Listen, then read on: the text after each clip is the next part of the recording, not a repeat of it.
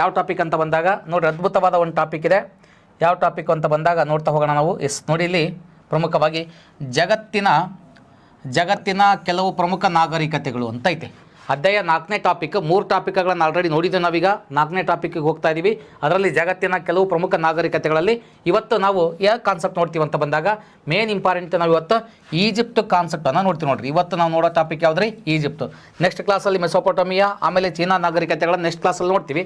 ಇವತ್ತು ನಾವು ಈಜಿಪ್ಟ್ ನಾಗರಿಕತೆ ಬಗ್ಗೆ ಸ್ಪಷ್ಟವಾಗಿ ಮಾಹಿತಿ ತೊಗೊಳ್ತೀವಿ. ಸ್ನೇಹಿತರೆ, ಈ ಟಾಪಿಕಲ್ಲಿ ಏನು ಓದ್ತೀವಿ ಹಾಗಾದರೆ ನಾವು? ಈ ಟಾಪಿಕಲ್ಲಿ ಇವತ್ತು ಜಗತ್ತಿನ ಶ್ರೇಷ್ಠ ನಾಗರಿಕತೆಗಳಾದ ಈಜಿಪ್ಟು, ಮೆಸೊಪೊಟೇಮಿಯಾ ಮತ್ತು ಚೀನಾ ನಾಗರಿಕತೆಗಳಲ್ಲಿ ಮತ್ತು ಈ ನಾಗರಿಕತೆಗಳ ಕಾಲದಲ್ಲಿ ಜನಜೀವನ, ಕಲೆ ಮತ್ತು ವಾಸ್ತುಶಿಲ್ಪ, ಜೀವನ ಶೈಲಿಗಳ, ಗ್ರೀಕರ ನಾಗರಿಕತೆ ಬೆಳವಣಿಗೆ ಮತ್ತು ಕೊಡುಗೆಗಳು, ರೋಮನ್ನರ ನಾಗರಿಕತೆ ಬೆಳವಣಿಗೆ ಮತ್ತು ಕೊಡುಗೆಗಳು, ಅಮೆರಿಕದಲ್ಲಿ ಪ್ರಾಚೀನ ಕೊಲಂಬಿಯಾ ನಾಗರಿಕತೆಗಳು, ಮಾಯಾ, ನೆಕ್ಸ್ಟ್ ನೋಡಿ ಆಸ್ಟೆಕ್ ಮತ್ತು ಇಂಕಾ ನಾಗರಿಕತೆಗಳು, ಹಿಂಗೆಲ್ಲ ಇದಾವ್ರಿ. ಇದು ಹಿಂಗಿರೋದನ್ನು ನಾನು ನಿಮಗೆ ಸರಳೀಕರಣ ಮಾಡ್ಕೊಡೋಕೆ ಟ್ರೈ ಮಾಡ್ತಾ ಇದ್ದೀನಿ.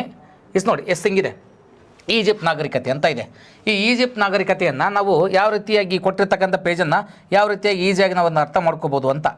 ನೋಡಿರಿ, ಇಲ್ಲಿ ಈಜಿಪ್ಟ್ ನಾಗರಿಕತೆ ಅಂತ ಕೊಟ್ಬಿಟ್ರು. ಈಜಿಪ್ಟ್ ನಾಗರಿಕತೆ ಕೊಟ್ಟು ಸಾಮಾನ್ಯವಾಗಿ ಎಲ್ಲ ನಾಗರಿಕತೆ ನದಿ ಬಯಲಿನಲ್ಲಿ ಬೆಳೀತವೆ. ಮತ್ತು ಈಜಿಪ್ಟ್ ನಾಗರಿಕತೆ ನೋಡಿ ಚಿಗುರೋಡೋದು ಇಲ್ಲಿ ಹರಿಯುವ ನೈಲ್ ನದಿಯಿಂದಾಗಿ ಇಲ್ಲಿ ದೊರೆತಿರುವ ಅವಶೇಷಗಳು ಈಜಿಪ್ಟ್ನ ವೈಭವವನ್ನು ಸಾರುವಂಥವು ಹಿಂಗೆಲ್ಲ ಕೊಟ್ಬಿಟ್ಟಾರೆ. ಮತ್ತು ಈಜಿಪ್ಟ್ನ ಕೊಡುಗೆಯನ್ನು ಮತ್ತು ಇಲ್ಲಿ ಕೊಟ್ಟರ ಪಾಯಿಂಟ್ಸನ್ನು ಮತ್ತು ನೈಲ್ ನದಿಯ ಕಣಿವೆ ಇದ್ರ ಬಗ್ಗೆ ಕೊಟ್ಟಾರೆ. ಇದನ್ನು ನಾನು ನಿಮಗೆ ಹಿಂಗಿರೋದನ್ನು ನಿಮಗೆ ನಾನು ಸರಳೀಕೃತ ಮಾಡಿಕೊಡ್ತೀನಿ. ನೋಡಿರಿ, ಇಲ್ಲಿ ಪವಿತ್ರ ಬರವಣಿಗೆ ಅಂತ ಇದೆ, ಹೀರೋಗ್ಲಿಫಿಕ್ಸ್. ಇದರಲ್ಲಿ ಯಾವ್ದು ಇಂಪಾರ್ಟೆಂಟು ಯಾವ್ದು ಇಂಪಾರ್ಟೆಂಟ್ ಅಲ್ಲ ಅಂತ ನಮಗೆ ಗೊತ್ತಾಗೋದಿಲ್ಲ, ಯಾಕಂದರೆ ಏಕ್ಸ ಕೊಟ್ಟಿದ್ದಾರಲ್ವಾ. ಹಾಗಾಗಿ ನಾವಿದನ್ನು ಸ್ಪರ್ಧಾತ್ಮಕ ಪರೀಕ್ಷೆಗಳಿಗೆ ಪಾಯಿಂಟ್ಸ್ ಮಾಡ್ಕೋಬೇಕು. ಯಾವ ರೀತಿ ಪಾಯಿಂಟ್ಸ್ ಮಾಡ್ಕೋಬೇಕು ಅನ್ನೋದನ್ನು ನಿಮಗೆ ನಾನು ತಿಳಿಸ್ಕೊಡುವಂಥ ಪ್ರಯತ್ನ ಮಾಡ್ತೀನಿ. ಬನ್ನಿ, ಫಸ್ಟ್ ಕಾನ್ಸೆಪ್ಟ್ ನಮಗೆ ಸಿಗ್ತಿದೆ ಇಲ್ಲಿ, ಈಜಿಪ್ಟ್ ನಾಗರಿಕತೆ ಉಗಮ. ಸ್ನೇಹಿತರೆ, ಈ ಈಜಿಪ್ಟ್ ನಾಗರಿಕತೆ ಯಾವ ರೀತಿ ಹುಟ್ಕೊಳ್ತು ಅಂತ ನೋಡೋದಾದರೆ, ನದಿ ಬಯಲಿನ ನಾಗರಿಕತೆ ಇದು. ನೋಡಿರಿ, ಇದು ಒಂದು ನದಿ ಬಯಲಿನ ನಾಗರಿಕತೆ ಆಗುತ್ತೆ ಈಜಿಪ್ಟ್ ನಾಗರಿಕತೆ. ಯಾವ ರೀತಿ ಹುಟ್ಕೊಳ್ತು ಅಂತ ಬಂದಾಗ, ಪ್ರಪಂಚದ ಬಹುತೇಕ ಎಲ್ಲ ನಾಗರಿಕತೆಗಳು ನದಿ ತೀರದಲ್ಲಿ ಹುಟ್ಟಿವೆ. ಅವು ನಮಗೆಲ್ಲರಿಗೂ ಗೊತ್ತಿರುವಂಥದ್ದು. ಯಾಕಂದರೆ ನದಿಗಳು ಎಲ್ಲಿರ್ತವೆ, ನಾಗರಿಕತೆಗಳು ಹುಟ್ಕೊಳ್ತವೆ. ಅದು ಸಹಜವಾದ ಒಂದು ನೇಚರ್. ಯಾಕಂದರೆ ನಾಗರಿಕತೆಗಳು ಬಹಳ ದಿನ ಇರಬೇಕಂದ್ರೆ ನದಿಗಳ ಪಾತ್ರ ಭಾಳ ಇಂಪಾರ್ಟೆಂಟ್ ಅಲ್ವಾ. ಹಾಗಾಗಿ ನಾಗರಿಕತೆಗಳು ನದಿ ತೀರದಲ್ಲಿ ಹುಟ್ಕೊಳ್ತವೆ. ಸರಿ, ಅದೇ ರೀತಿ ಈಜಿಪ್ಟು ನಾಗರಿಕತೆಯು ನೈಲ್ ನದಿಯ ಫಲವತ್ತಾದ ಬಯಲಲ್ಲಿ ಉದಯಿಸಿದ್ದು. ಹಾಗಾದರೆ ನೈಲ್ ನದಿಯನ್ನು ನೋಡಿರಿ, ಈಜಿಪ್ಟ್ ನಾವು ನೈಲ್ ನದಿಯ ವರಪ್ರಸಾದ ಅಂತ ಕರಿತೀವಿ. ಹಾಗಾದರೆ ಈಜಿಪ್ಟ್ ನಾಗರಿಕತೆ ಯಾವ ನದಿ ದಂಡೆ ಮೇಲೆ ಹುಟ್ಕೊಳ್ತು? ನೈಲ್ ನದಿ ದಂಡೆ ಮೇಲೆ ಹುಟ್ಕೊಳ್ತು. ಇದು ವೆರಿ ವೆರಿ ಇಂಪಾರ್ಟೆಂಟ್. ನೈಲ್ ನದಿ ದಂಡೆ ಮೇಲೆ ಹುಟ್ಕೊಳ್ತು. ಹಾಗಾದರೆ ಇದರ ವೈಭವದ ಬಗ್ಗೆ ಮಾತಾಡ್ತಾ ಹೋಗ್ತೀವಿ ನಾವು. ಈ ಒಂದು ಈಜಿಪ್ಟಿಂದ ಇಲ್ಲಿನ ಪಿರಾಮಿಡ್ಗಳು, ಬೃಹತ್ ಮೂರ್ತಿಗಳು ಮತ್ತು ಸುಂದರವಾದ ದೇವಾಲಯಗಳು ಈ ನಾಗರಿಕತೆ ಶ್ರೀಮಂತಿಕೆಯನ್ನು ಸಾರುತ್ತವೆ. ಹಾಗಾದರೆ ಈ ನಾಗರಿಕತೆ ಅತಿ ಮುಖ್ಯವಾಗಿದೆ ಅಂತ ಹೇಳೋಕೆ ಏನಿದಾವೆ ನಮಗೆ? ಇಲ್ಲಿನ ಪಿರಾಮಿಡ್ಗಳು ಭಾಳ ಮುಖ್ಯ ಮತ್ತು ಬೃಹತ್ ಮೂರ್ತಿಗಳು ಭಾಳ ಮುಖ್ಯ. ಅದ್ರ ಜೊತೆಗೆ ಸುಂದರವಾದ ದೇವಾಲಯಗಳ ಇನ್ನು ಸುಂದರವತೆಯನ್ನು ಸಾರುತ್ತವೆ. ಯಾವುದು ನಾಗರಿಕತೆಯನ್ನು? ಒಂದು ಈಜಿಪ್ಟ್ ನಾಗರಿಕತೆಯನ್ನು ಪಿರಾಮಿಡ್ಗಳಾಗಿರ್ಬೋದು, ಬೃಹತ್ ಮೂರ್ತಿಗಳಾಗಿರ್ಬೋದು ಮತ್ತು ಸುಂದರವಾದ ದೇವಾಲಯಗಳು ಈ ನಾಗರಿಕತೆ ಶ್ರೀಮಂತಿಕೆಯನ್ನು ನಮಗೆ ಒತ್ತಿ ಹೇಳ್ತವೆ. ಯಾಕೆ ಈ ನಾಗರಿಕತೆಯನ್ನು ಓದಬೇಕು ಅಂತ ಹೇಳ್ತವೆ. ಓಕೆನಾ? ಬನ್ನಿ ಮುಂದೆ ಹೋಗೋಣ. ಈಜಿಪ್ಟಿನ ಪ್ರಮುಖ ಕೊಡುಗೆಗಳೇನು? ಹಾಗಾದರೆ ಆ ಸ್ಲೈಡನ್ನು ಮುಂದೆ ನಾವು ನೋಡ್ತಾ ಹೋಗಿ ನಾವು ಇದರ ಈಜಿಪ್ಟ್ನ ಏನು ಕೊಡುಗೆ ಕೊಟ್ಟರು ನಮಗೆ. ಆಗ ಈಜಿಪ್ಟ್ನಾಗರು ನಮಗೇನು ಕೊಡುಗೆ ಕೊಟ್ಟರು ಅಂದರೆ, ಈಜಿಪ್ಟಿನ ನೋಡಿ, ಪ್ರಾಚೀನ ಈಜಿಪ್ಟಿನ ಜಗತ್ತಿಗೆ ಹಲವು ಮಹತ್ವದ ಕೊಡುಗೆಗಳು ಕೊಡ್ತಾರೆ. ಏನು ಕೊಟ್ಟರು ಅದರಲ್ಲಿ ಅಂದರೆ, ಫಸ್ಟ್ ಪಾಯಿಂಟ್ ಕೃಷಿ ಮತ್ತು ನೀರಾವರಿಯನ್ನು ಕೊಟ್ಟರು. ನಾವು ಒಂದು ಸಪ್ರೇಟ್ ಪಾಯಿಂಟ್ ಮಾಡ್ಕೊಂಬಿಟ್ಟಿವಲ್ವಾ, ನಾವು ಎಕ್ಸಾಮ್ ದೃಷ್ಟಿಯಿಂದ ಸಪ್ರೇಟ್ ಪಾಯಿಂಟ್ ಮಾಡ್ಕೊಂಡಿದ್ವಿ. ಅವ್ರು ನಮಗೆ ಏನು ಕೊಟ್ಟರು? ಕೃಷಿ ಮತ್ತು ನೀರಾವರಿಯನ್ನು ಕೊಡ್ತಾರೆ. ಹಾಗಾದರೆ ಅವರು ಅತ್ಯುತ್ತಮ ರೈತರಾಗಿದ್ದರು ಮತ್ತು ನೀರಾವರಿ ಪದ್ಧತಿಯನ್ನು ಅಪಾರ ಜ್ಞಾನ ಹೊಂದಿದ್ರು ಅಂತ. ನೋಡ್ರಿ, ಈ ಈಜಿಪ್ಟ್ ನಾಗರಿಕತೆ ಜನ ಏನಿದ್ದಾರೆ ಅತ್ಯುತ್ತಮವಾದ ರೈತರಾಗಿರ್ತಾರೆ ಮತ್ತು ನೀರಾವರಿ ಪದ್ಧತಿಯಲ್ಲಿ ಇವರು ಅಪಾರವಾದ ಜ್ಞಾನವನ್ನು ಹೊಂದಿರ್ತಾರೆ. ಯಾವ ಪದ್ಧತಿಯಲ್ಲಿ? ನೀರಾವರಿ ಪದ್ಧತಿಯಲ್ಲಿ ಅಪಾರವಾದ ಜ್ಞಾನ ಹೊಂದಿದ್ರು. ಹಾಗಾದರೆ ಮತ್ತೇನು ಕೊಟ್ಟರು ನಮಗೆ ಅವರು? ಕ್ಯಾಲೆಂಡರ್. ಜಗತ್ತಿಗೆ ಮತ್ತೇನು ಕೊಡುಗೆ ಅವ್ರದ್ದು? ಕ್ಯಾಲೆಂಡರ್ ಕೊಡುಗೆ ಆಗುತ್ತೆ. ಈಜಿಪ್ಟಿನವರು ಅವರು ಕಾಲವನ್ನು ಅಳೆಯಲು ಇವರು ಕಂಡು ಹಿಡಿದ ಕ್ಯಾಲೆಂಡರ್ ಅತ್ಯಂತ ಉಪಯುಕ್ತವಾಗಿದೆ. ಹಾಗಾದರೆ ನೀರಾವರಿಗೆ ಹೆಚ್ಚಿನ ಆದ್ಯತೆ ಕೊಟ್ಟಿರು, ಅಪಾರವಾದ ಜ್ಞಾನ ಹೊಂದಿದ್ರು, ಕ್ಯಾಲೆಂಡರ್ ಕೊಡ್ತಾರೆ. ಕಾಲವನ್ನು ಕಂಡುಹಿಡಿಯೋಕ್ಕೋಸ್ಕರ ಇವರು ಕ್ಯಾಲೆಂಡರನ್ನು ಒದಗಿಸ್ಕೊಡ್ತಾರೆ. ನೆಕ್ಸ್ಟ್ ಇವರು ಒಂದು ಬರವಣಿಗೆ ಇದೆ, ಅದನ್ನು ನಾವು ಹೀರೋಗ್ಲಿಫಿಕ್ಸ್ ಅಂತ ಕರ್ಕೊಳ್ತೀವಿ. ಹಾಗಾದರೆ ಹೀರೋಗ್ಲಿಫಿಕ್ಸ್ ನೋಡಿರಿ, ಈಜಿಪ್ಟಿನ ಬರವಣಿಗೆ ಇದೆ, ಅದನ್ನು ನಾವು ಹೀರೋಗ್ಲಿಫಿಕ್ಸ್ ಅಂತ ಕರ್ಕೊಳ್ತೀವಿ. ಹಾಗಾದರೆ ಏನದು? ಇವರು ಸಂಕೇತಗಳ ಮೂಲಕವಾಗಿ, ಚಿಹ್ನೆಗಳ ಮೂಲಕವಾಗಿ ಇವರು ಬರೆಯಲು ಕಲೆಯನ್ನು ರೂಢಿಸಿಕೊಂಡಿದ್ದರು. ಸಣ್ಣ ಚಿತ್ರಗಳನ್ನೊಳಗೊಂಡ ಈ ವಿಶಿಷ್ಟವಾದ ಬರವಣಿಗೆಯನ್ನು ನಾವು ಹೀರೋಗ್ಲಿಫಿಕ್ಸ್ ಅಂತ ಕರ್ಕೊಳ್ತೇವೆ. ಪವಿತ್ರವಾದ ಬರವಣಿಗೆ ಅಂತ ಕರೀತಾರೆ. ಅಂದರೆ ಇವರ ಬರವಣಿಗೆ ಯಾವ ರೀತಿ ಇತ್ತು ಅಂದರೆ, ಇವರು ಸಂಕೇತಗಳ ಮೂಲಕ ಬರೀತಾ ಇದ್ರು ಮತ್ತು ಇವರು ಒಂದು ಯಾವ ರೀತಿ ಅಂದರೆ ಚಿತ್ರಗಳನ್ನೊಳಗೊಂಡಂಥ ವಿಶಿಷ್ಟವಾದ ಬರವಣಿಗೆ ಇತ್ತು. ಆ ಒಂದು ಬರವಣಿಗೆಯನ್ನು ನಾವು ಹೀರೋಗ್ಲಿಫಿಕ್ಸ್ ಅಂತ ಕರ್ಕೊಳ್ತೇವೆ. ಹಾಗಾದರೆ ಗ್ರೀಕರ ಕೊಡುಗೆಗೇನೇನೋ ಒಂದು ನೀರಾವರಿಗೆ ಆದ್ಯತೆ ಇದೆ ಮತ್ತೊಂದು ಕ್ಯಾಲೆಂಡರನ್ನು ನಮಗೆ ಪರಿಚಯ ಮಾಡ್ತಾರೆ, ಮತ್ತೊಂದು ಇವರ ಬರವಣಿಗೆ ಇದೆ. ಹಾಗೆ ಬರವಣಿಗೆಯನ್ನು ಹಿರೋಗ್ಲಿಫಿಕ್ಸ್ ಅಂತ ಕರ್ಕೊಳ್ತೀವಿ. ನೋಡಿ, ಅದ್ಭುತವಾದ ಮಾಹಿತಿಯನ್ನು ನಾವು ಈ ಒಂದು ಈಜಿಪ್ಟಿನರಿಂದ ತಗೊಳ್ತೀವಿ. ಓಕೆನಾ, ಬನ್ನಿ ಮುಂದಿನ ವಿಷಯಕ್ಕೆ ಹೋಗೋಣ ನಾವು. ಹಾಗಾದರೆ ನೈಲ್ ನದಿಯ ಪ್ರಾಮುಖ್ಯತೆ ಏನು?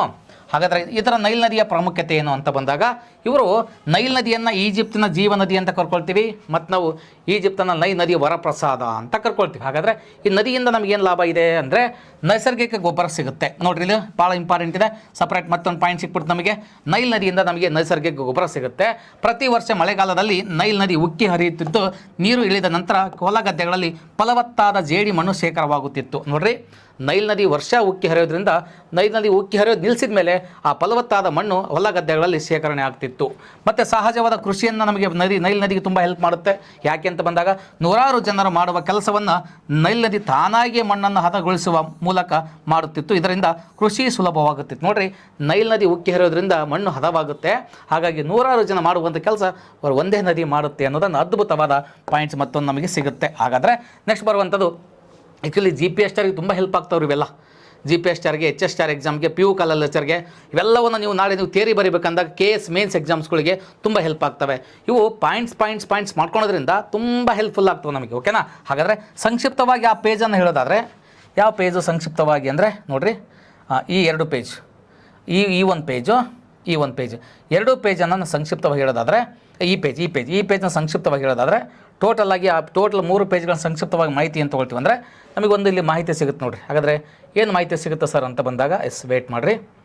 ಹಾಗಾದರೆ ಈಜಿಪ್ಟ್ ನಾಗರಿಕತೆಯು ನೈಲ್ ನದಿಯ ಕೊಡುಗೆಯಾಗಿದ್ದು, ಅವರು ವಿಜ್ಞಾನ, ಕ್ಯಾಲೆಂಡರು, ಕೃಷಿ ಮತ್ತು ಬರವಣಿಗೆಯ ಕ್ಷೇತ್ರದಲ್ಲಿ ಅಂದಿನ ಕಾಲಕ್ಕೆ ಬಹಳ ಮುಂದುವರೆದಿದ್ದರು ಅಂತ. ಹಾಗಾಗಿ ನಮಗೆ ಈ ಒಂದು ಮಾಹಿತಿ ಸಿಕ್ತು ಈ ಒಂದು 2 ಪೇಜ್ಗಳಿಂದ. ಓಕೆನಾ, ಹಾಗಾದರೆ ಮುಂದಿನ ಒಂದು ಪೇಜ್ಗೆ ಹೋಗ್ತೀವಿ. ಇದು ಅಷ್ಟೊಂದು ಪೇಜ್ ಕೊಟ್ಟಾರೆ, ಇದರಲ್ಲಿ ಯಾವುದು ಇಂಪಾರ್ಟೆಂಟ್ ಅಲ್ಲ, ಇದನ್ನು ನಾವು ಓದ್ಕೋಬೇಕಲ್ಲ, ಆ ತಾಳ್ಮೆ ಬೇಕಲ್ಲ. ಇಲ್ಲೊಂದು ಪದ ಇದೆ, ಮಮ್ಮಿ ಅನ್ನೋ ಪದ. ಇದು ಏನನ್ನು ಹೀಗೆ ಸಂರಕ್ಷಿಸಲ್ಪಟ್ಟ ದೇಹವನ್ನು ಮಮ್ಮಿ ಎಂದು ಕರೀತಾರೆ ಅಂತ ಕೊಟ್ಟಿದ್ದಾರೆ. ಸರಿ, ಕೊಡಲಿ, ಏನು ತೊಂದರೆ ಇಲ್ಲ. ಮತ್ತೆಲ್ಲಿ ಇಂಪಾರ್ಟೆಂಟ್ ಸಿಗ್ತಾ ಇದೆ ನನಗಿಲ್ಲಿ ಅಂತ ಹುಡುಕ್ತಾ ಹೋದಾಗ ನನಗಿದು ನೋಡಿರಿ, ಮತ್ತಿಲ್ಲಿ ಗೊಂಬೆ, ಸಣ್ಣ ಗೊಂಬೆಗಳು ಅಂತ ಏನೋ ಕೊಟ್ಟಾರೆ, ಇದು ಓಕೆ. ಆಮೇಲೆ ನೆಕ್ಸ್ಟ್ ನೋಡಿರಿ, ಇಲ್ಲಿ ನೈಲ್ ನದಿ ಅಂತ ಒಂದು ಬಂದಿದೆ, ಮತ್ತಿಲ್ಲಿ ಓರಿಸಿಸ್ ಅಂತ ಒಂದು ಕಾನ್ಸೆಪ್ಟ್ ಇದೆ. ಹಾಗಾದರೆ ಇಲ್ಲಿ ಮರಣ ಅಂತ ಏನೋ ಒಂದು ಕಾನ್ಸೆಪ್ಟ್ ಇದೆ. ಈ ಥರ ಕೆಲವೊಂದು ಇಲ್ಲಿ ಈಜಿಪ್ಟ್ ಅಂತ ಕಾನ್ಸೆಪ್ಟ್ ಇದೆ. ಈ ಥರ ಕಾನ್ಸೆಪ್ಟ್ ಇದನ್ನು ಓದ್ಕೋಬೇಕಲ್ಲ, ಓದಕ್ಕೆ ಕುತ್ಕೊಳಕ್ಕೆ ಪೇಷನ್ಸ್ ಬೇಕಲ್ಲ. ಆಮೇಲೆ ಇದರಲ್ಲಿ ಇಂಪಾರ್ಟೆಂಟ್ ಯಾವುದಲ್ಲ ಅಂತ ನಿಮ್ಗೆ ಗೊತ್ತಾಗಬೇಕಲ್ಲ. ಇದನ್ನು ನಮಗೆ ಸರಳಿ ಮಾಡಿಕೊಡ್ತಾ ಇದ್ದೀನಿ, ಸರಳೀಕರಣ ಮಾಡೋಣ. ನೋಡಿರಿ, ಇಷ್ಟಿಂಗ್ ಕೊಟ್ಟಿದ್ದಾರೆ. ಇಲ್ಲಿ ಪಿರಾಮಿಡ್ ಅಂತ ಇದೆ. ಹಾಗೆ ಪಿರಾಮಿಡ್ ಅಂದ್ರೆ ಏನು, ಮತ್ತು ಇಲ್ಲಿ ಕೆಲವೊಂದು ಕಾನ್ಸೆಪ್ಟ್ ಕೊಟ್ಟಿದ್ದಾರೆ. ಇಲ್ಲಿ ನೋಡಿರಿ, ಪಿರಾಮಿಡ್ ಕೊಟ್ಟಿದ್ದಾರೆ, ಇಲ್ಲಿ ಮಾಹಿತಿ ಇದೆ ನಮಗೆ. ಆಮೇಲೆ ಪ್ಯಾರೋಗೋಲ್ ಅಂತ ಕೊಟ್ಟಿದ್ದಾರೆ, ಇಲ್ಲೊಂದು ಕಾನ್ಸೆಪ್ಟ್ ಇದೆ ನಮಗೆ. ಓಕೆನಾ, ಮತ್ತೆ ಇಲ್ಲಿ ನೆಕ್ಸ್ಟು ಈಜಿಪ್ಟ್ ಅಂದ್ರೆ ಕೊಟ್ಟಿದ್ದಾರೆ. ಆಮೇಲೆ ಇಲ್ಲಿ ಮರುಭೂಮಿ ಅನ್ನೋ ಒಂದು ಕಾನ್ಸೆಪ್ಟ್ ಇದೆ. ಆಮೇಲೆ ನೋಡಿರಿ, ಆಮೇಲೆ ಇಲ್ಲಿ ಶಿಲೆಗಳು ಅನ್ನೋ ಒಂದು ಕಾನ್ಸೆಪ್ಟ್ ಇದೆ. ಈ ಥರ ಒಂದು ಪ್ಯಾರೋಗೋಲ್ ಅನ್ನೋ ಕಾನ್ಸೆಪ್ಟ್, ಈ ಥರ ಕೆಲವೊಂದು ಕಾನ್ಸೆಪ್ಟ್ಗಳು ಕೊಟ್ಟಿದ್ದಾರೆ. ಓಕೆನಾ, ಹಾಗಾದರೆ ಇದನ್ನು ನಾನು ನಿಮಗೆ ಸರಳೀಕರಣ ಮಾಡಿಕೊಡ್ತೀನಿ. ಈ 2 ಪೇಜನ್ನು, ಯಾವ ಪೇಜು, ಈ ಪೇಜು ಮತ್ತು ಈ ಪೇಜನ್ನು ನಿಮಗೆ ಸರಳೀಕರಣ ಮಾಡಿಕೊಡುವಂಥ ಪ್ರಯತ್ನ ಮಾಡ್ತೀನಿ. ಬನ್ನಿ ಇಲ್ಲಿ ನೋಡೋಣ. ಮರಣದ ನಂತರ ಬದುಕಿನ ನಂಬಿಕೆ ಅಂತ ಐತೆ ನೋಡ್ರಿ. ಹಾಗಾದರೆ ಫಸ್ಟ್ ಪಾಯಿಂಟ್ ಬರ್ತಕ್ಕಂಥದ್ದು, ಈಜಿಪ್ತಿಯನ್ನರಿಗೆ ಸಾವಿನ ನಂತರವೂ ಜೀವನವಿದೆ ಎಂಬ ಬಲವಾದ ನಂಬಿಕೆ ಇತ್ತು. ನೋಡ್ರಿ, ಇವರು ಹೇಳ್ತಾರೆ ಸತ್ತ ಮೇಲೆ ಅಂದರೆ ಪುನರ್ಜನ್ಮ ಅಂತ ಕರಿತೀವಲ್ವ, ಆ ಕಾನ್ಸೆಪ್ಟ್ ಇತ್ತು. ಅದಕ್ಕೆ ಮರಣದ ನಂತರ ಬದುಕಿನ ನಂಬಿಕೆ ಇತ್ತು ಈಜಿಪ್ತಿನರಿಗೆ. ಹಾಗಾಗಿ ಇವ್ರು ಏನು ಮಾಡ್ತಾರೆ, ಸಾವಿನ ನಂತರವೂ ಜೀವನವಿದೆ ಅಂತ. ಹಾಗಾಗಿ ಪುನರ್ಜನ್ಮದ ನಂತರ ಜೀವನ ಇದೆ ಅಂತ ಅಂದರೆ ಮರಣ ಆದಮೇಲೆ ಮತ್ತೆ ಹುಟ್ಟಿ ಬರ್ತೀವಿ ಅನ್ನೋ ಒಂದು ಕಾನ್ಸೆಪ್ಟು. ಮನುಷ್ಯ ಸತ್ತ ಮೇಲೆ ತನ್ನ ಜೀವನದ ವರದಿಯನ್ನು ಓಸಿರಸ್ ಎಂಬ ದೈವಕ್ಕೆ ನೀಡಬೇಕು ಎಂದು ಅವರು ನಂಬಿದ್ದರು. ನೋಡ್ರಿ, ಅಲ್ಲಿ ಓಸಿರಸ್ ಎಂಬ ಕಾನ್ಸೆಪ್ಟ್ ಬಂದಿತ್ತಲ್ಲ, ಈಗ ಅದನ್ನು ಸಪ್ರೇಟ್ ಮಾಡ್ಕೊಂಡ್ಬಿಟ್ರಿ, ಓಸಿರಸ್ ಅಂದ್ರೆ ಏನಂತ. ಹಾಗಾಗಿ ಮನುಷ್ಯ ಸತ್ತ ಮೇಲೆ ತನ್ನ ಜೀವನದ ವರದಿಯನ್ನು, ಈಗ ತಾನು ಜೀವಂತ ಇರುವಾಗ ಏನೆಲ್ಲ ಲೈಫನ್ನು ಅನುಸರಣೆ ಮಾಡಿದ, ಒಳ್ಳೆಯದು ಕೆಟ್ಟದು, ಅಥವಾ ಯಾರಿಗೆ ಅನ್ಯಾಯ ಮಾಡಿದ, ಯಾರಿಗೆ ಅನ್ಯಾಯ ಮಾಡಲಿಲ್ಲ, ಅವೆಲ್ಲವೂ ಕಾನ್ಸೆಪ್ಟನ್ನು ಈತ ಜೀವನ ಇದ್ದಾಗ, ಏನು ಜೀವನ ಮಾಡುವಾಗ ಏನು ಜೀವನವನ್ನು ಅನುಸರಿಸಿದ್ದ ಆ ಜೀವನದ ಒಂದು ವಿಷಯವನ್ನು ಯಾರಿಗೆ ಒಪ್ಪಿಸ್ಬೇಕಿತ್ತು, ಹೋಗಿ ಮರಣದ ನಂತರ ಓಸಿರಸ್ಗೆ ಒಪ್ಪಿಸಬೇಕು ಅನ್ನೋ ಒಂದು ಕಾನ್ಸೆಪ್ಟ್. ಹಾಗಾಗಿ ಎಂಬ ದೈವಕ್ಕೆ ನೀಡಬೇಕೆಂಬುದು ಅವರ ನಂಬಿಕೆ ಆಗಿತ್ತು. ಯಾರ್ದು, ಈಜಿಪ್ಟಿನರ್ದು. ಆದ್ದರಿಂದ ಸತ್ತವರ ದೇಹವನ್ನು ಬಹಳ ಜಾಗರೂಕತೆಯಿಂದ ಸಂರಕ್ಷಿಸಲಾಗುತ್ತಿತ್ತು. ಯಾಕಂದರೆ ಸತ್ತವರ ದೇಹ ತುಂಬ ದಿನಗಳ ಕಾಲ ಇರಬೇಕಾಗುತ್ತೆ ಅನ್ನೋ ಕಾರಣಕ್ಕೋಸ್ಕರವಾಗಿ, ಅದು ಒಬ್ಬರಿಗೆ ಮುಂದಿನ ಜೀವನ ಇದೆ ಅನ್ನೋ ಕಾರಣಕ್ಕೋಸ್ಕರವಾಗಿ ಸತ್ತವರ ದೇಹವನ್ನು ತುಂಬ ದಿನಗಳ ಕಾಲ ಅವರು ಸಂರಕ್ಷಣೆ ಮಾಡ್ತಿದ್ರು ಈಜಿಪ್ತಿಯನ್ನರು. ಓಕೆನಾ, ಬನ್ನಿ ಮತ್ತು ವಿಷಯಕ್ಕೆ ಹೋಗೋಣ. ಅಲ್ಲಿ ಮಮ್ಮಿ ಅಂತ ಇತ್ತು ನೋಡ್ರಿ. ಮಮ್ಮಿ ಅಂದರೆ ಏನು ಅಂತ ಹಾಗಾದರೆ ಇಲ್ಲಿ ನೋಡೋಣ. ಸತ್ತವರ ದೇಹವು ಕೊಳೆಯಬಾರದೆಂಬ ಉದ್ದೇಶದಿಂದ ಅದಕ್ಕೆ ವಿವಿಧ ರಾಸಾಯನಿಕಗಳನ್ನು ಲೇಪಿಸಿ ತೆಳುವಾದ ಬಟ್ಟೆಯನ್ನು ಸುತ್ತುತ್ತಿದ್ದರು. ಹೀಗೆ ಸಂರಕ್ಷಿಸಲ್ಪಟ್ಟ ದೇಹವನ್ನೇ ಮಮ್ಮಿ ಎಂದು ಕರೆಯಲಾಗುತ್ತದೆ.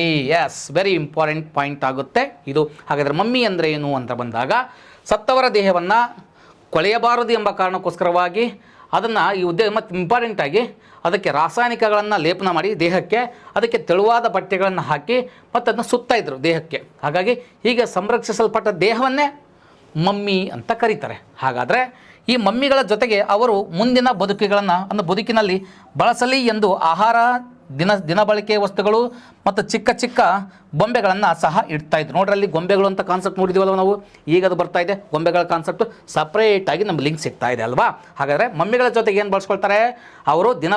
ಮುಂದಿನ ದಿನ ಬದುಕಲ್ಲಿ ಅವರಿಗೆ ಬಳಸಲಿಕ್ಕೆ ಆಹಾರ ಬೇಕು, ಬದುಕಿನಲ್ಲಿ ವಸ್ತುಗಳನ್ನು ಬಳಸಲಿಕ್ಕೆ ಚಿಕ್ಕ ಚಿಕ್ಕ ವಸ್ತುಗಳು ಬೇಕು, ಗೊಂಬೆಗಳು ಬೇಕು. ಇವುಗಳನ್ನು ಆ ಒಂದು ಮಮ್ಮಿಗಳ ಜೊತೆ ಇಕ್ತಾ ಇದ್ರು ಅನ್ನೋದನ್ನು ನಾವು ನೋಡ್ಕೊಳ್ತಾ ಹೋಗ್ತೀವಿ. ಬನ್ನಿ ಮತ್ತು ವಿಷಯಕ್ಕೆ ಹೋಗೋಣ. ಪಿರಾಮಿಡ್ಗಳ ನಿರ್ಮಾಣ ಅಂತ ಇದೆ ನೋಡ್ರಿ. ನೆಕ್ಸ್ಟ್ ಬರುವಂಥ ಕಾನ್ಸೆಪ್ಟ್ ಯಾವುದು?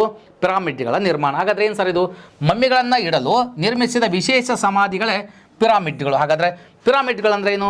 ಅಲ್ಲಿ ನೋಡ್ರಿ, ಸತ್ತಂಥ ವ್ಯಕ್ತಿಯ ದೇಹಕ್ಕೆ ಒಂದು ರಾಸಾಯನಿಕಗಳನ್ನು ಲೇಪನ ಮಾಡಿ ಬಿಳಿ ಬಟ್ಟೆಯನ್ನು ಹೊಚ್ಚಿ, ಅಂದರೆ ಇಲ್ಲಿ ತೆಳುವಾದ ಬಟ್ಟೆಯನ್ನು ಹೊಚ್ಚಿ ಅದನ್ನೇನು ಪ್ಯಾಕ್ ಮಾಡ್ತಾಯಿದ್ರು ದೇಹವನ್ನು, ಅದನ್ನ ಇಕ್ತಾಯಿದ್ರು. ಅವನ್ನ ಅಥವಾ ಮಮ್ಮಿಗಳನ್ನು ಇಕ್ಕಲಿಕ್ಕೆ ಒಂದು ಕಟ್ಟಡವನ್ನು ಕಟ್ತಾಯಿದ್ರು. ಅವುಗಳನ್ನು ಪಿರಾಮಿಡ್ಗಳು ಅಂತ ಕರೀತಾರೆ. ಭಾಳ ಈಸಿ ಆಯ್ತು ನೋಡಿ. ಮಮ್ಮಿಗಳನ್ನು ಇಡಲು ನಿರ್ಮಿಸಿದಂಥ ವಿಶೇಷ ಸಮಾಧಿಗಳನ್ನು ನಾವೇನು ಕರ್ಕೊಳ್ತೀವಿ? ಪಿರಾಮಿಡ್ಗಳು ಅಂತ ಕರ್ಕೊಳ್ತೀವಿ. ಹಾಗಾದರೆ ಸತ್ತವರ ಶಾಂತಿಯಿಂದ ನಿದ್ರಿಸಲಿ ಎಂದು ಬೃಹತ್ ಶಿಲೆಗಳನ್ನು ಬಳಸಿ ಗೋಪುರದಂತಹ ಕಟ್ಟಡಗಳನ್ನು ಕಟ್ಟಿದ್ರು. ಇವುಗಳನ್ನು ಗ್ರೀಕರು ಪಿರಾಮಿಡ್ ಅಂತ ಕರೀತಾರೆ. ಅಂದರೆ ಸತ್ತಂಥ ವ್ಯಕ್ತಿಗೆ ಚಿರನಿದ್ರೆಗೆ ಸಾರಲಿ ಅಂತ, ಸತ್ತಂಥ ವ್ಯಕ್ತಿ ನೆಮ್ಮದಿಯಿಂದ ಇರಲಿ ಅನ್ನೋಕ್ಕೋಸ್ಕರವಾಗಿ, ಅವನಿಗೆ ಯಾವುದೇ ತೊಂದರೆ ಆಗಬಾರ್ದು ಅನ್ನೋ ಕಾರಣಕ್ಕೋಸ್ಕರವಾಗಿ ಅವರ ಮೇಲೆ ಬೃಹತ್ ಶಿಲೆಗಳನ್ನು ಬಳಸಿ, ದೊಡ್ಡ ದೊಡ್ಡ ಕಲ್ಲುಗಳನ್ನು ಬಳಸಿ ಗೋಪುರವನ್ನು ಕಟ್ತಾಯಿದ್ರು. ಅವುಗಳನ್ನು ನಾವು ಏನು ಕರ್ಕೊಳ್ತೀವಿ? ಪಿರಾಮಿಡ್. ಗ್ರೀಕರು ಏನು ಕರ್ಕೊಳ್ತಾಯಿದ್ರು? ಪಿರಾಮಿಡ್ ಅಂತ ಕರೀತಾಯಿದ್ರು. ಮಮ್ಮಿ ಅಂದರೆ ಬೇರೆ, ಪಿರಾಮಿಡ್ ಅಂದರೆ ಬೇರೆ. ಮಮ್ಮಿ ಅಂದರೆ ಸತ್ತಂಥ ದೇಹ, ಪಿರಾಮಿಡ್ ಅಂದರೆ ಆ ದೇಹಗಳ ಮೇಲೆ ನಿರ್ಮಿಸಿದಂತಹ ಗೋಪುರಗಳನ್ನು ನಾವು ಪಿರಾಮಿಡ್ ಅಂತ ಕರಿತೀವಿ. ಎಸ್, ಇಲ್ಲ ನೋಡ್ರಿ, ಇವು ಪಿರಾಮಿಡ್. ಇವೇನಿವು? ಪಿರಾಮಿಡ್ ಅಂತ ಕರ್ಕೊಳ್ತೀವಿ. ಇವನ್ನ ಪಿರಾಮಿಡ್ ಅಂತ ಕರ್ಕೊಳ್ತೀವಿ. ಓಕೆನಾ? ಎಸ್. ಈಗ ಮತ್ತೆ ವಿಷಯಕ್ಕೆ ಹೋಗುವಂಥ ಪ್ರಯತ್ನ ಮಾಡೋಣ. ನೆಕ್ಸ್ಟು ಪ್ಯಾರೋಗಳು ಅಂತ ಕರೀತಾರೆ. ಎಸ್, ಪ್ಯಾರೋಗಳು. ಹಾಗಾದರೆ ಮಮ್ಮಿ ಅಂದ್ರೇನು, ಪಿರಾಮಿಡ್ ಅಂದ್ರೇನು, ಪ್ಯಾರೋ ಅಂದರೆ ಏನು ಅಂತ ನೋಡ್ಕೋಬೇಕಾಗುತ್ತೆ.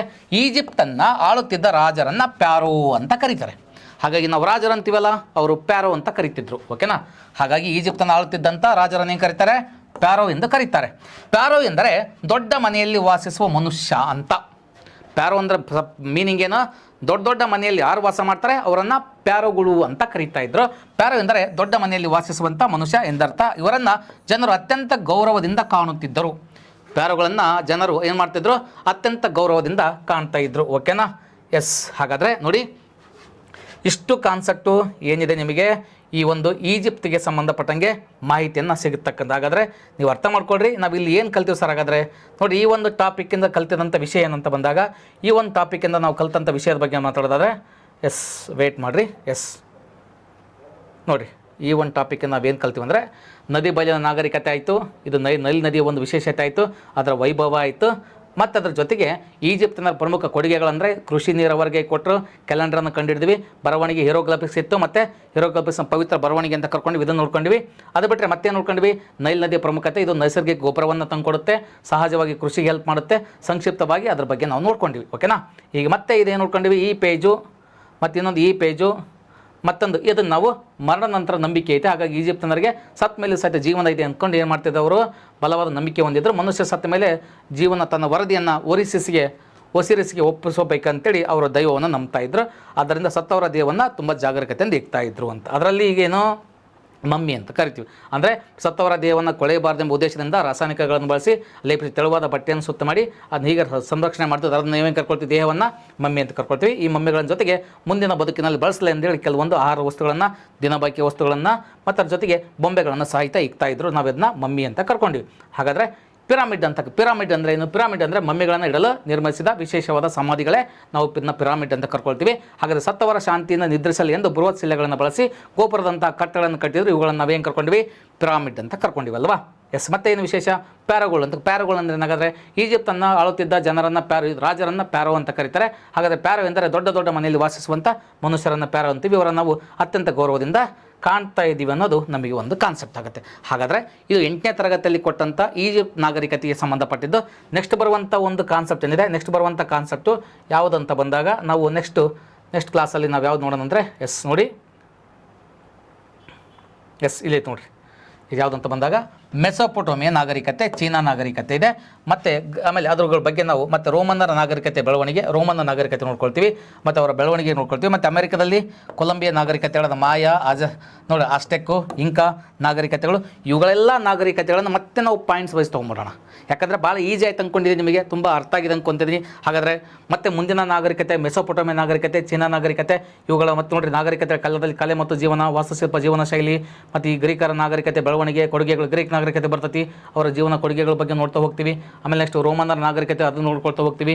ಅಮೆರಿಕದಲ್ಲಿ ಪ್ರಾಚೀನ ಕೊಲಂಬಿಯಾ ನಾಗರಿಕತೆಗಳ ಮಾಯಾ, ಆಸ್ಟೆಕ್ಕು, ಇಂಕಾ, ಈ ನಾಗರಿಕತೆಗಳ ಬಗ್ಗೆ ನಾವು ಮಾಹಿತಿ ನೋಡ್ಕೊಳ್ತೀವಿ. ನೆಕ್ಸ್ಟ್ ಕ್ಲಾಸಲ್ಲಿ ಮತ್ತೆ ಉಳಿದಂಥ ನಾಗರಿಕತೆಗಳನ್ನು ನಾವು ಸಿಗೋಣ, ಮತ್ತೆ ನಾವು ಅಲ್ಲಿ ಚರ್ಚೆ ಮಾಡ್ತಾ ಹೋಗೋಣ. Thank you for watching.